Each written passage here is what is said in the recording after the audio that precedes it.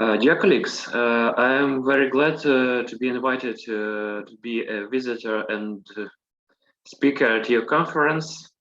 It's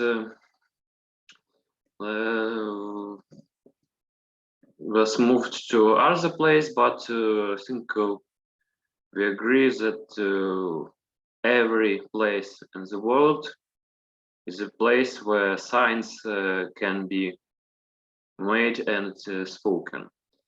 Our presentation is dedicated to our many-year study.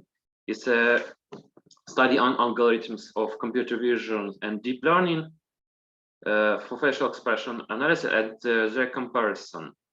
The authors of this paper are listed below, and this is a collaboration between three institutions from Ukraine: Glushkov Institute of Cybernetics, Taras Shevchenko National University of Kyiv, and Khmelnytskyi National University. This paper and this presentation is partially based upon our other works dedicated to study of specialized texts, text mining, visual analytics, clustering and classification methods, recognition of emotional expressions, and some other methods dedicated to pseudo-inverse operation and other methods of data separation and data dimensionality reduction. So let's begin. First of all, I want to state that we made all our investigations in the area of machine learning based upon our hands-on hardware. It means that we use the laptops and other laboratory equipment. After some time, we decided to make another advance and study machine learning accelerators. It means technology NVIDIA CUDA and other ones. So first of all, to be able to enter this area, we needed to answer some questions, because the most expensive time-consuming operations are not the machine learning itself. It's more computer vision dedicated tasks. It's facial motion recognition and other similar tasks like three-dimensional gesture recognition that we are doing at our institution, and many others. So first of all, we must to decide which problems we have to solve in this study. The first one is to perform experiments on computer vision and deep learning experiments, which can say us what do we need to really make our needs. It means the hardware, the technologies of computer vision, and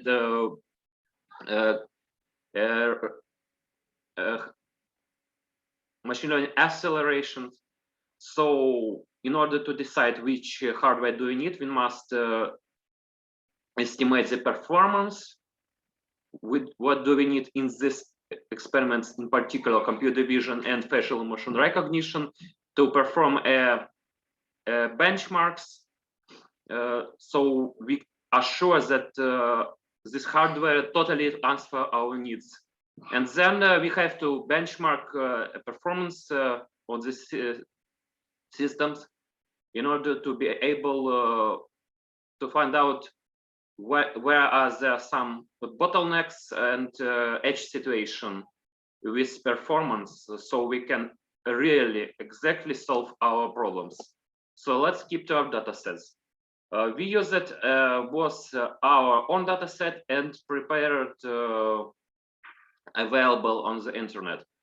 First data set consists of pre-processed data dedicated to emotion expressions on the human face, and that already processed and consists of trajectories of particular points on the human face. And second data set consists of facial expression database FAIR 213.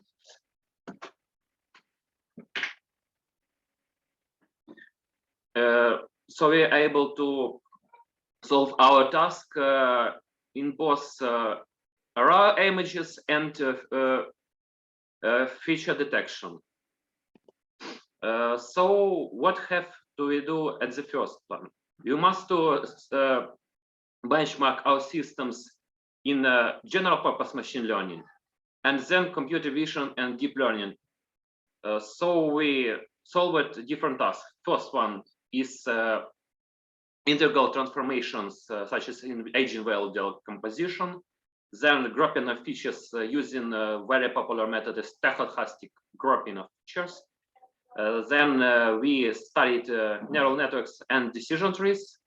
And after that, we tried deep neural network learning and inference. So basically, four main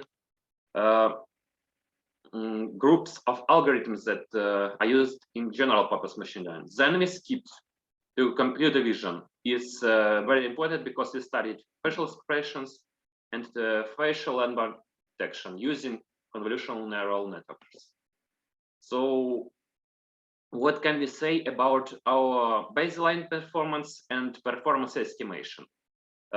We used already made prepared standardized benchmarks that showed us the maximum possible performance that we can achieve in certain task. It doesn't say that it's really a maximum value, it just says it's a maximum for a specific task. And then we use a system of scores and proportions in order to estimate the system that really answer our needs in machine learning and computer vision and other similar tasks that do need acceleration using technologies of NVIDIA CUDA and other ones. So let's say something about our performance estimations. So we use it two different tests. First one is known performance based on Geekbench software, and then we used our own tests. It's facial landmark detection using TensorFlow library and different hardware in order to benchmark this test. Then we estimated the performance on a device using a baseline performance on known processor is a CPU Intel Core i3 8100, which is 1000 points. Based on these calculations, we then can infer the needed performance based on our hardware and the hardware that can be used for this task. So in our estimations that in order to perform really hard tasks dedicated to deep learning, we needed a GPU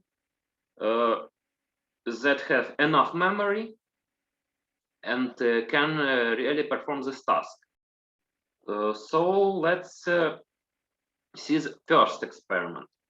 It's this experiment dedicated to finding a bottlenecks in performance. So basically, we trained an autoencoder algorithm using constraints, actually functions that were used at every iteration of this algorithm. And then we figured out how the performance ratio between CPU and GPU really compared one to another. So from the really easy tasks, we have no really a big difference and between GPUs and CPU, and even GPUs perform worse than CPU. But after increasing of difficulty of the task, we saw that task time for a CPU increased, and time for a GPU left nearly the same. So that gave us a clue what we have to do next. So we skipped to more hard task in means of performance. First of all, it's facial expression dataset. It consists of images of facial expressions. This dataset is really big. It needed nearly 1 gigabyte or more of GPU memory. Actually, its weights and data that was trained.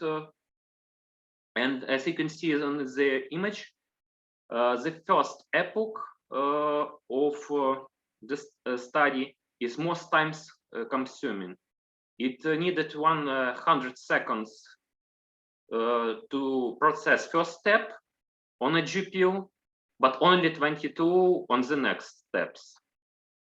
But on a CPU, we saw that there is no really a big difference between each epoch in time. So after enough iterations of the algorithm, we can say that our GPU, it's actually AMD Radeon RX 650 XT ran on tensorflow-directml library, performed 18 times better than our baseline CPU, what was actually AMD Ryzen 5 3600X. So let's skip to outcomes of work. I'm very sorry that this took a little bit more time than needed, but now I can say the most important outcomes. First of all, now we know that approach for facial expression recognition using pre-processed data such as trajectories of specific points in human face and actually in images have some differences.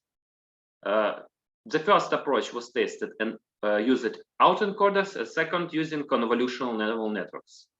So according to our estimation, we got a really close performance on our hardware and theoretical estimations for this hardware based on benchmarks. Second one, we now know what are the bottlenecks of the performance, and so now we can see the situations where GPUs can perform really bad, and the situations that where the GPUs can perform nearly the maximum theoretical performance in a specific task. If we know the benchmark and comparison between a specific device as a GPU and another device as a CPU. So the proportion do really meet in a deep learning task, in case if the task is really time and hard and memory consuming. According to our tests, we now know that there is a bottleneck in performance that affected by width of memory lanes, which is very important if this task really small. It can take all the time to load the data into the memory, but after some iterations of the algorithm and epochs, we can see that theoretical performance and efficiency of the task is really better in the case of the GPU over the CPU, but not every time. So basically, it's all our results. If you I want to stop here, and again, we are very happy to be invited to your conference and telling you our results. Thank you. Have a good time.